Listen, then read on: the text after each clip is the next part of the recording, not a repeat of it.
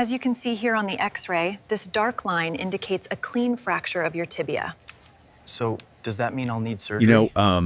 Usually when we talk about a medical diagnosis, there's this underlying expectation of just absolute clinical precision. Right, yeah. Like, it feels almost like engineering in a way. Exactly. Like you fall, you break your arm, and the X-ray shows that stark, jagged white line across the bone.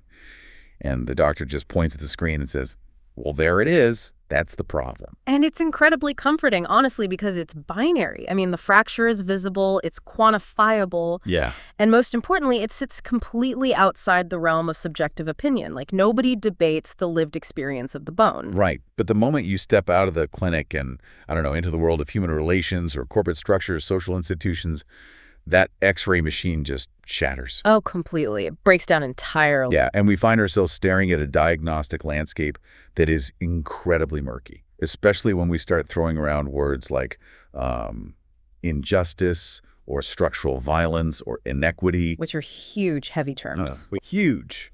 And today, for the kind of person who is just insanely curious and wants to gain knowledge thoroughly without the info overload, we are going on a deep dive into a stack of rigorous philosophical research. We're aiming to build like a new kind of diagnostic machine. Yeah, and the source material for this deep dive is Jamie Thornberry's 2026 dissertation and treatise, Discernment and Injustice. Right. And this work offers a framework designed to cut through the deafening emotional noise of our current culture so we can actually identify objective structural injustice. Which requires us to establish a premise that honestly might feel a bit abrasive at first glance. Okay, let's hear it. Well, it's the idea that not every uncomfortable feeling and not every disruption of our expectations constitutes a moral wrong. Wow, okay. That is a bold starting point. Yeah, I mean, we really have to figure out how to separate psychological disturbance, the very real, very valid feeling of being upset from genuine moral disorder. By the end of this deep dive, you'll actually have a step-by-step diagnostic guide to evaluate your own workplace or daily life. So let's contextualize why Thornberry argues we are in such a state of what the text calls epistemic confusion. I mean, we are just completely saturated with injustice claims right now. Saturated is the perfect word. Right. You can't open a social platform or attend a university lecture or sit through a corporate town hall without someone claiming that a structural harm has occurred. And because of that, institutions are essentially ping-ponging between two extreme reactions. Yeah, it's like whiplash. On one side, you have total overcorrection, right? Like rewriting fundamental policies just because a handful of people express deep frustration. Exactly. And then on the other side, you have complete administrative paralysis. Where leadership is just terrified. Terrified. They're so scared of stepping on an invisible moral landmine that they just abandon their duties entirely. So what's actually driving that paralysis? Like, what's the underlying mechanism there? Well, Thornberry argues it's a societal tendency to prioritize effective disturbance over objective truth. Meaning feelings over facts. Essentially, yes.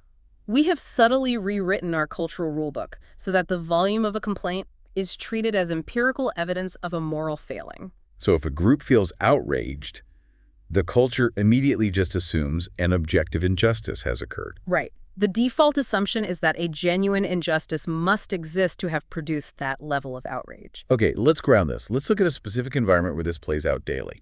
Imagine you are a college student right now. Okay, picture it. You are navigating a campus ecosystem where the threshold for what constitutes harm has been dramatically lowered. Oh, absolutely. It's a completely different landscape now. Yeah. So say the administration changes your degree requirements midway through the semester without consulting the student body. The immediate outcry labels that an injustice. Or if a student organization invites a guest speaker who champions an ideology you find fundamentally repulsive, suddenly that presence is labeled structural violence. Right. And we have to find a way to explain to young learners, and really to all of us, why a severe emotional reaction, while totally valid as a feeling, differs fundamentally from a structural failure of justice. That distinction is paramount. Because if a student is blindsided by a sudden administrative shift, the disorientation and frustration they feel are completely valid psychological realities. Of course they are. It's super stressful. But the mistake we make is granting that psychological friction the ontological status of an injustice. Ontological status, that's a heavy phrase. It just means we are taking an administrative failure and upgrading it, like, fundamentally to a moral catastrophe in terms of reality. Okay, let's unpack this. It makes me think of an analogy. Like a fire alarm system in a house. Oh, I like this. Go on. If I wire my house so that the alarm screams at 120 decibels when I just burn a piece of toast and screams at that exact same pitch when the kitchen is actually engulfed in flames, well, the alarm system itself becomes a hazard. Because you can't tell the difference. Exactly. If it reacts to every single minor disruption with the exact same catastrophic language, I eventually just stop evacuating the building. I just assume it's always burnt toast. That is a perfect visualization of the cultural diagnosis Thornberry provides. We are experiencing this massive hyperinflation in the currency of justice. Hyperinflation, yeah. The words lose all their meaning. Right. When you apply the language of moral violation to every single bureaucratic friction, the language loses its ability to compel action. So to tell the difference between the burnt toast of daily life, like a poorly managed bureaucracy, and the house fire of actual moral harm, we need a way to measure it. We cannot rely on the volume of the alarm. Which means we need an objective standard of measurement. We have to look at the structure of reality itself. And that leads us directly to the core of the source text, the author's ontological triad. Yes, the triad. And I know ontology sounds incredibly dense. It really does. It sounds like a textbook. Right. But in this context, it just means looking at the bedrock reality of a situation, like what actually exists rather than what we just feel about it. Okay, so the framework proposes that true justice requires the active presence of three specific structural pillars: love, life, and light. Yes. And if a system possesses these three, it is just. But if even one is structurally denied, you have a verifiable objective injustice. All right, let's grapple with these one by one. Let's start with life. Okay, so in this framework, life extends way beyond just biological vital signs. It's not just about a pulse. No, it's rooted in classical Aristotelian thought. It focuses on the fullness, flourishing, and proper teleological function of a system or a being. Teleological meaning, like its ultimate purpose. Exactly. It basically asks, is this entity doing what it was inherently designed to do? So it's about operational integrity. Like a good university is one that successfully educates and challenges its students. A good hospital heals. Right. Life is present when the system is actually fulfilling its core purpose. Okay, so how do we measure the opposite?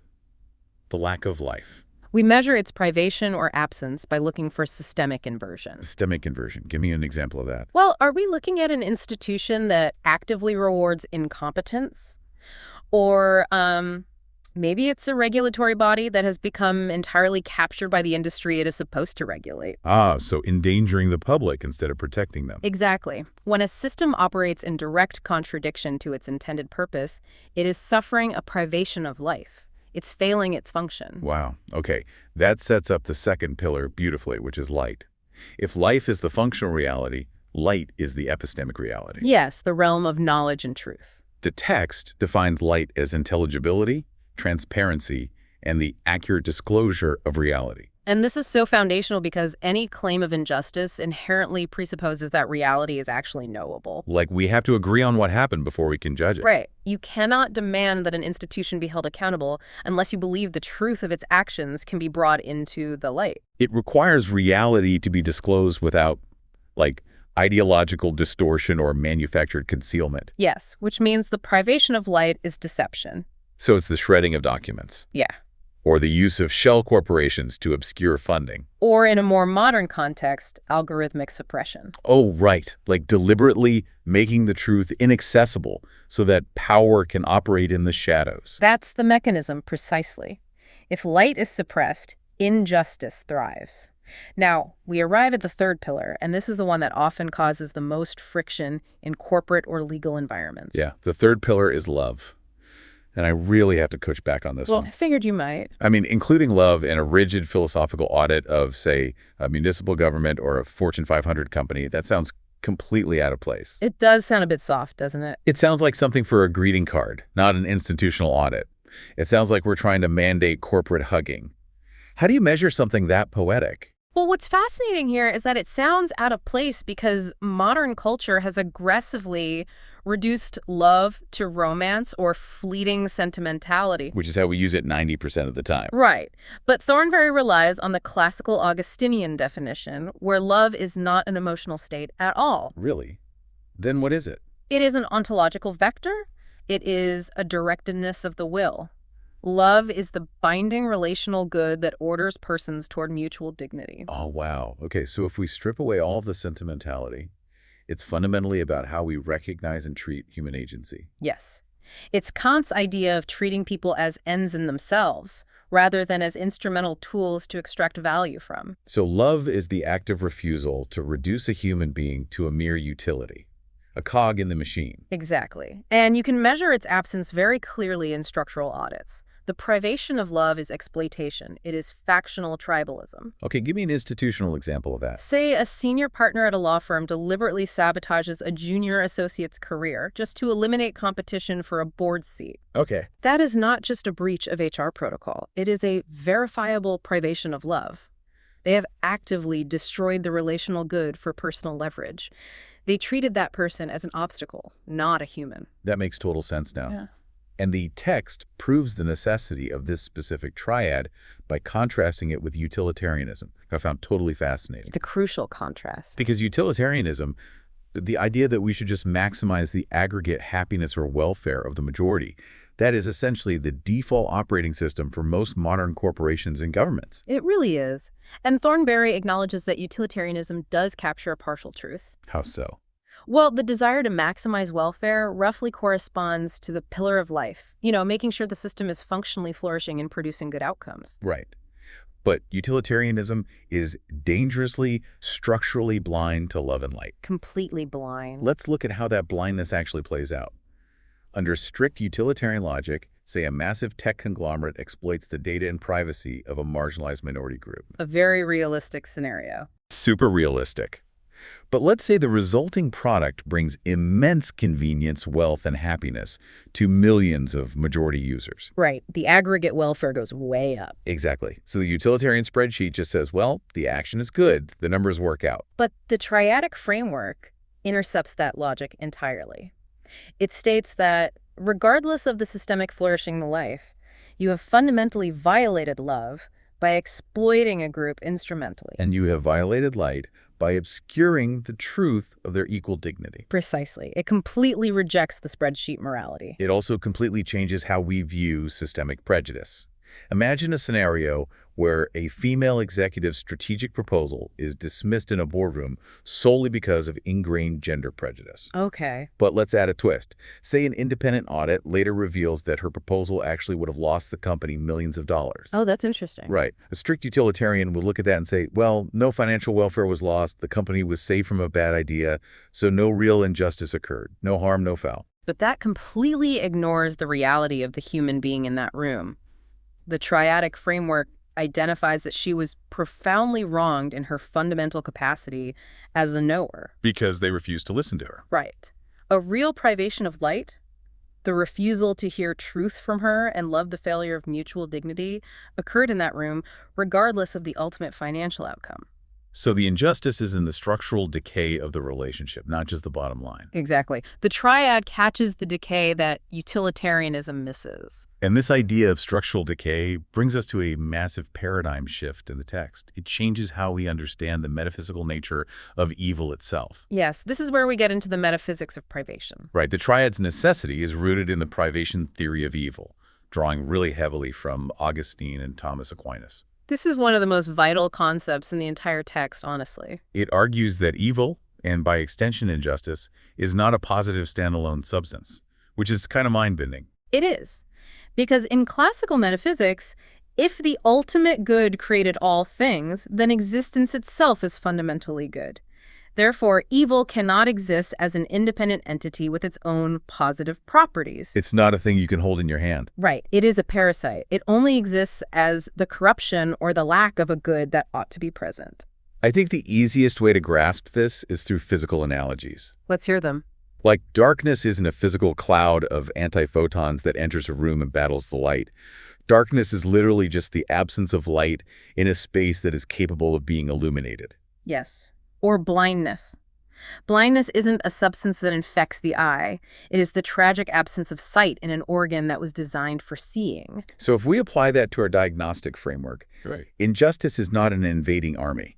It is not some demonic force that sweeps into an institution from the outside. No, it's not. So injustice isn't an invading army, it's rust on a car. Oh, that's a brilliant way to put it. Right, because rust isn't a new substance you add to the metal. It's the corruption and decay of the metal itself. The metal is losing its structural integrity. Injustice is the decay of our own systems. Yes, and Thornberry argues this directly challenges the modern framework popularized by Immanuel Kant. The idea of radical evil. Right. Kant proposed that evil is a positive, independent force like a willed, deliberate orientation toward malice. But treating evil as a positive force creates what the text calls an ontological excuse. Wait, an excuse. Let me make sure I understand the danger of that. If we believe that injustice is this massive independent monster like a corporate boogeyman, we could just throw our hands up and say, well, the monster was just too strong. What could we do? Exactly. We treat it as incomprehensible or unbeatable. We make excuses for it. But if we accept that injustice is just our own systems rusting, it completely strips away our deniability. Yes, you can't blame a boogeyman for rust. You have to take responsibility for failing to maintain the metal. Oh, wow. That is powerful. And to prove this empirically, the text brings in Hannah Arendt's coverage of the Adolf Eichmann trial in 1961. Where she coined the term, the banality of evil. Precisely. Eichmann was one of the major organizers of the Holocaust. And if the radical evil theory were universally true, Eichmann should have presented as a cartoonish, mustache-twirling supervillain brimming with demonic malice. Like a monster out of a movie. Right, but he didn't. Arndt was shocked by how astonishingly ordinary he was. He spoke entirely in dull, bureaucratic cliches. So Arndt's observed that the most profound, catastrophic, systemic evils do not always require deep, villainous intent. No, they don't. Eichmann's horror was propagated through a catastrophic failure to think. It was a complete surrender of moral reflection to the mechanics of bureaucracy. Let's map that back to the Triad to understand the mechanism. Eichmann hiding behind bureaucratic language wasn't an injection of pure malice, it was an absolute privation of light. Yes. It was the systematic, structural eclipse of his capacity to perceive the reality of his victims. He stopped seeing human beings and only saw logistics. Which simultaneously creates a total privation of love and life. It was a systemic withdrawal of the conditions of human flourishing, executed by people who just claimed to be doing their job. Doing their jobs, that is chilling. It really demonstrates that massive injustice can occur simply through the profound, thoughtless neglect of our structures. And because injustice is this structural decay and not just a feeling of malice or anger, we have to clearly define the boundary. We need to know the difference between a system that is merely shifting its shape and a system that is genuinely decaying. Which leads to the framework's foundational distinction, pattern violations versus moral violations. Yes. This distinction is the absolute key to solving our cultural tendency to sound the fire alarm for burnt toast. It really is. Let's break down pattern violations first. The text says these happen at the procedural, administrative, or cognitive level. They are disruptions in finite contingent systems. Okay, so by definition, finite systems like a university syllabus, a train schedule, or a corporate quarterly goal are limited. They are constantly subjected to external pressures, which means they must constantly adapt. Right, and when they adapt, the established pattern is violated. And this generates profound cognitive dissonance for the people involved. It creates instability and anxiety. But the crucial caveat is that reality remains intact. There is no inherent loss of the good. Let's revisit our student audience to really make this concrete. Say it's finals week. Okay, the most stressful time of the year. Exactly. And a sudden, massive blizzard hits the campus. The university administration panics and suddenly shifts a massive final project deadline forward by 2 days and changes the exam location to an entirely different campus. Oh, man. If you are that student, your expectations are completely shattered. You are experiencing severe anxiety and frustration. It feels intensely unfair. But it is merely a finite system adapting to weather. It's just a pattern violation. Right. The student's psychological turmoil is real, but no actual privation of love, life, or light has occurred. The university is still trying to function and educate. Okay, now contrast that exact same emotional experience with a moral violation. A moral violation is an actual disorder in being. It is a genuine privation of the triad, a deviation from what ought to be. So let's keep the physical scenario exactly the same. A professor logs into the portal and changes the deadline of a final project. Okay. But in this scenario, the professor does it secretly. They deliberately alter the code in the syllabus, specifically to ensure one particular student fails the course. Wow. Okay. Why? Because the professor knows that student has evidence of their academic plagiarism, and they want to discredit the student's academic standing before they can whistleblow. Okay, now we have crossed a massive threshold. This action involves deliberate deception and concealment, which is a structural privation of light. Yes, and it involves treating the student not as a human being with dignity, but as a threat to be neutralized, which is a profound privation of love. And it weaponizes the grading system to suppress truth rather than to educate, which is a total inversion of the university's purpose, a privation of life. Exactly. Here's where it gets really interesting. The physical, observable action, just changing a date in a computer system, is absolutely identical in both scenarios. Yes, if you just look at the mechanics, they are the exact same. The difference is entirely rooted in the motivation and the ontological truth of the act. The text points to how the legal system actually already understands this through motivation-sensitive restrictions. Oh, right. Think about civil procedure.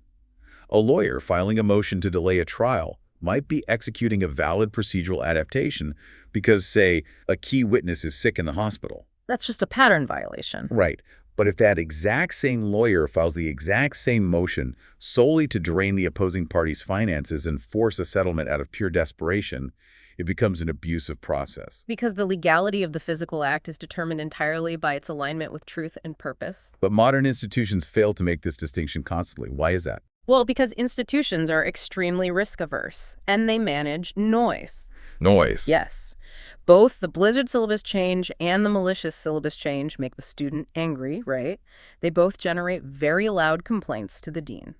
And when leadership manages the noise of the complaint rather than investigating the actual nature of the action, they start treating simple administrative friction as if it were a severe moral injustice. Which just exhausts the organization's moral energy. If you treat every pattern violation like a moral crisis, you inflate your justice currency to worthlessness. And worse, you leave actual decay unaddressed. Precisely. To illustrate what happens when leadership completely abandons this discernment and allows true privation to fester, Thornberry provides a documented autopsy of a real-world municipal collapse. Yes. We are looking at the 2017 Covington, Kentucky Code Enforcement Audit. This case study is phenomenal, precisely because it isn't a story of a comic book villain taking over a city. It is a very recognizable, mundane institutional pathology. It's a perfect laboratory for the triad failing sequentially, leading to profound systemic injustice. Let's trace the collapse through the triad, starting with the extinguishment of light. Okay, so the independent investigator brought in to audit the department found a staggering reality. There were no codified training manuals? Wait, none? None. There was no codified set of guidelines governing how code enforcement officers were actually supposed to do their jobs. We really need to understand the mechanism of what happens when light is removed from a bureaucracy like that. When you refuse to codify standards, you essentially manufacture a zone of opacity. Yes. Citizens cannot look up the rules to ensure they are being treated fairly, Yeah. and employees have no objective benchmark for their own performance. So every single decision becomes an exercise in unchecked subjective discretion. And once the light goes out, the life rots immediately. The system's function just inverts entirely. Completely. The audit revealed that the city engineer was aggressively bypassing the chain of command, micromanaging subordinates, and just creating general chaos. And even more disturbing, an unauthorized community services coordinator was actively manipulating software to alter official citations, using unauthorized digital signatures. Which is a direct corruption of the technical nervous system of the institution. Right. I mean, code enforcement exists to protect the physical safety of residents through equitable application of housing standards. That's its life. But through gross negligence, the system morphed into an apparatus that reliably produced the exact opposite chaos and vulnerability. It was a complete privation of life. So we have no truth, and the system is broken. What fills that vacuum? This is where the privation of love enters. Because without objective rules and functional oversight, human nature just defaults to tribalism. Exactly.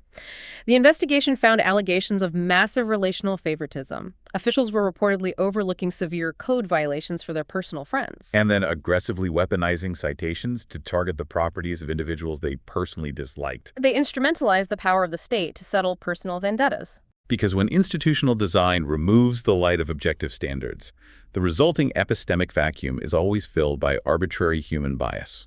The citizens of Covington were no longer governed by laws. They were subjected to the unpredictable emotional weather of the officials. But the investigator noted that much of this was rooted in incompetence and mismanagement, rather than a coordinated criminal conspiracy. So if this was just bureaucratic mismanagement, why is it elevated to a moral failure? Because intent is not the sole arbiter of justice. When a leader observes a broken, decaying system and actively permits it to persist unaddressed, they are instantiating injustice at scale. So negligence itself becomes a moral choice. Yes. When it deprives a community of truth, function, and equitable relation, it is a moral failure. The residents of Covington knew something felt wrong. They felt a deep psychological dissonance. But their feelings alone couldn't diagnose the unauthorized software manipulation or the lack of manuals. Right. We have to move beyond just feeling oppressed to objectively verifying the oppression. And that leads us into what is arguably the most provocative and culturally challenging section of Thornberry's research. We have to talk about the epistemology of discernment versus the modern concept of lived experience.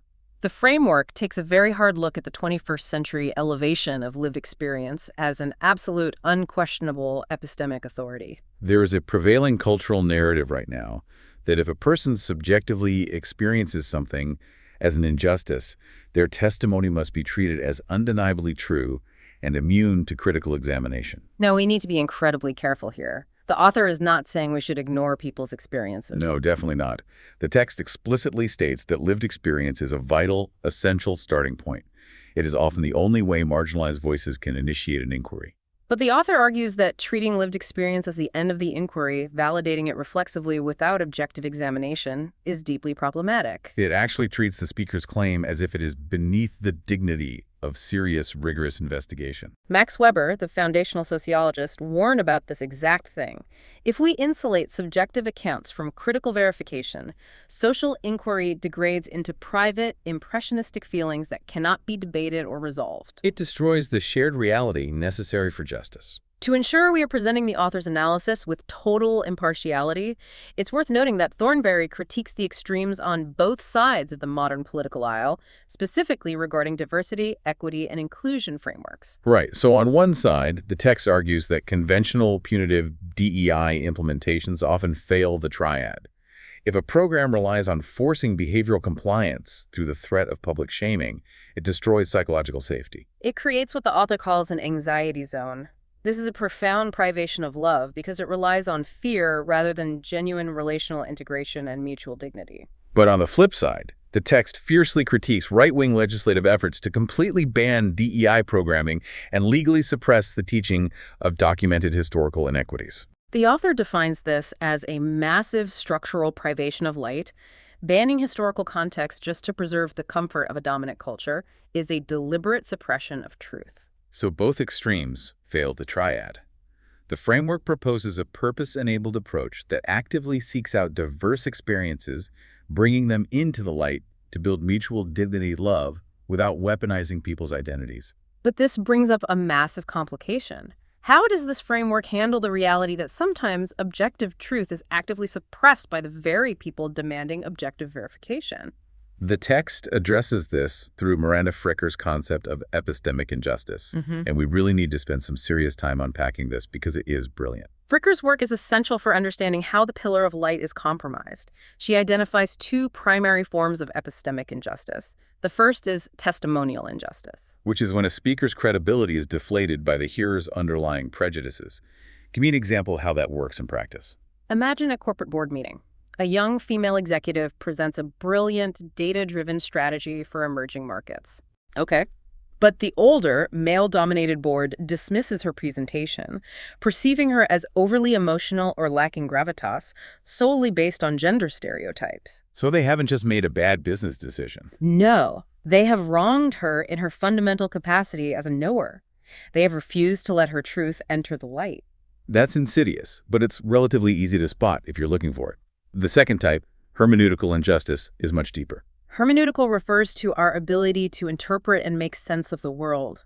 Fricker argues this happens when there is a structural gap in our collective interpretive resources. Let's use a historical example to illuminate this. Think about the concept of sexual harassment in the workplace prior to the 1970s. Right. Before that specific term was coined and legally recognized, thousands of women were experiencing it. They knew they were suffering.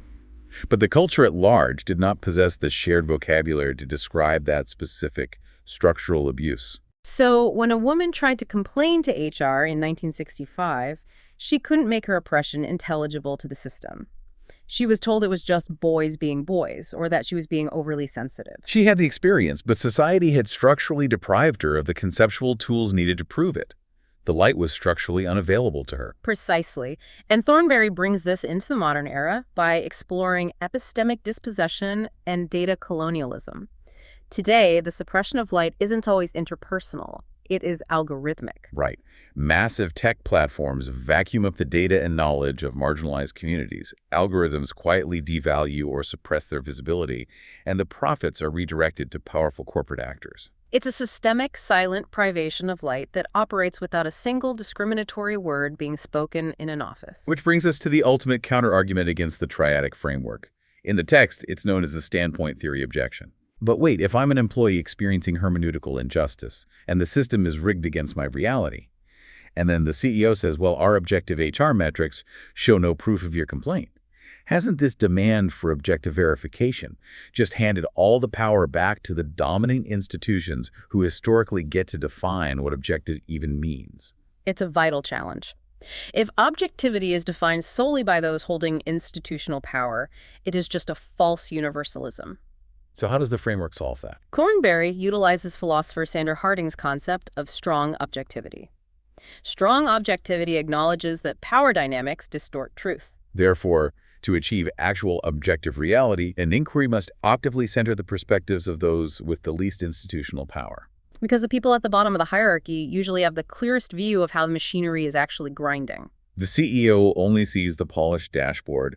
The assembly line worker sees the rusted gears. Exactly. Strong objectivity demands power-aware inquiry. That's why the very first diagnostic question in Thornberry's framework is, has testimony been suppressed or discredited without examination? You don't achieve objectivity by ignoring power. You achieve it by building institutional conditions that force the actual truth to the surface. Like truly independent audits, rigorous whistleblower protections, and diverse evaluative bodies that bring marginalized voices into the light.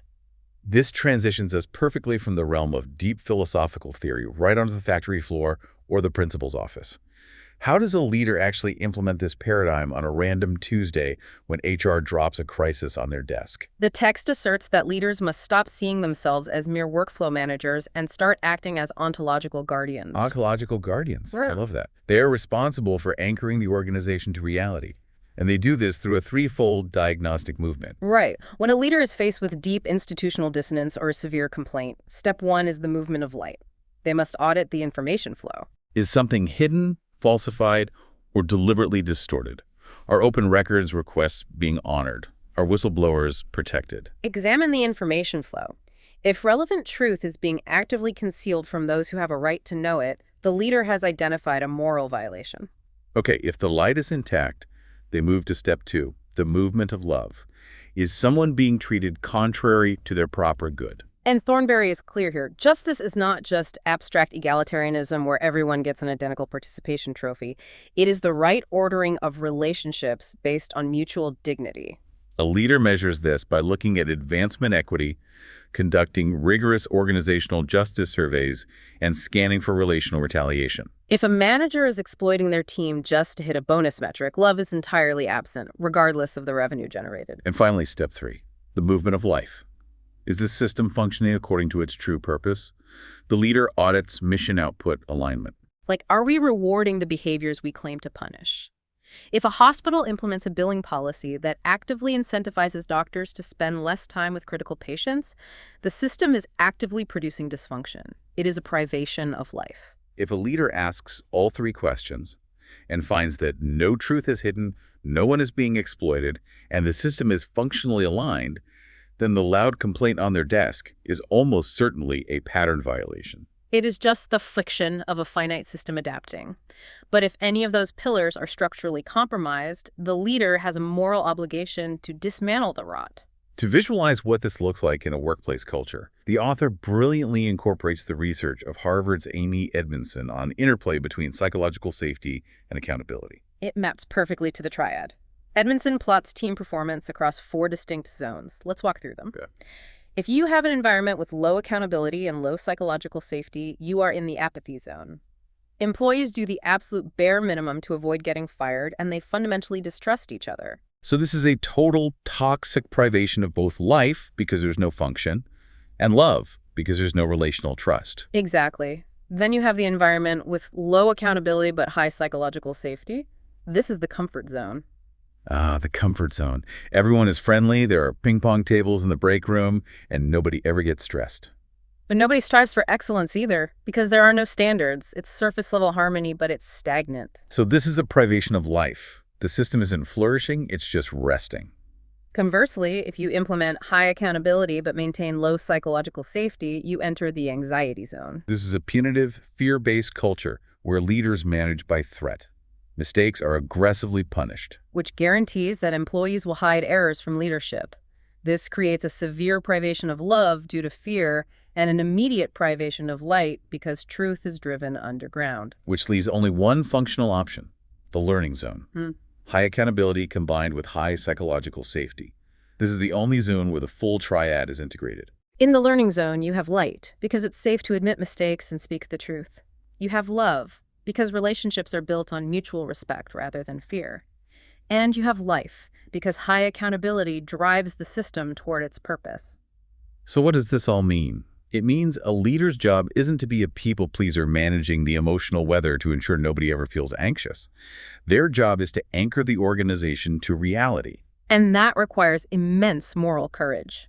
The learning zone actively embraces healthy friction. True justice is not the comfort zone. It is not the elimination of all tension. High standards create friction.